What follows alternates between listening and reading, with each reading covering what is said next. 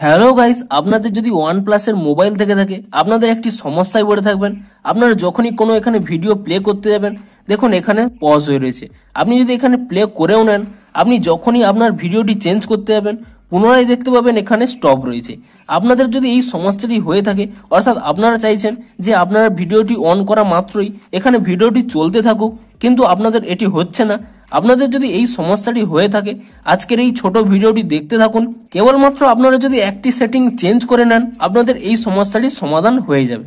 তো কি সেই সেটিং তা জানার জন্য পুরো ভিডিওটি অবশ্যই দেখতে থাকুন, এবং ভিডিওটিও খুবই ছোট হতে চলেছে, তাই জন্য পুরো ভিডিওটি অবশ্যই দেখতে থাকুন। তো হ্যালো গাইস, আমি সৌরভ, আপনারা দেখছেন ইস্যুটেক। চলো শুরু করা যাক।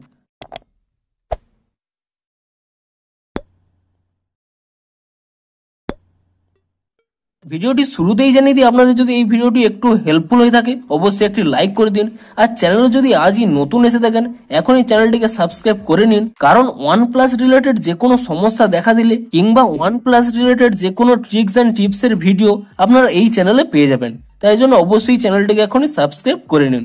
তো আপনাদের কি সমস্যা হচ্ছে, আপনারা যখনই কোনো এখানে ভিডিও প্লে করে নিচ্ছেন এখানে সেই ভিডিওটি প্লে হচ্ছে না, আপনাকে পুনরায় এখানে প্লে করতে হচ্ছে।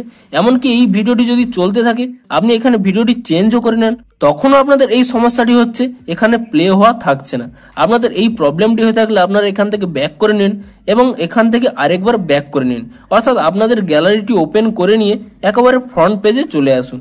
তারপরে কি করবেন, উপরের ডান কোণে এখানে 3 ডট পেয়ে যাবেন, আপনি সেই 3 ডটে ক্লিক করে নিন এবং তারপরে এখানে একটি অপশান পেয়ে যাবেন সেটিংস বলে, আপনি এই সেটিংস অপশানে ক্লিক করে নিন এবং তাহলে এখানে একটি অপশান পেয়ে যাবেন auto play videos without sound.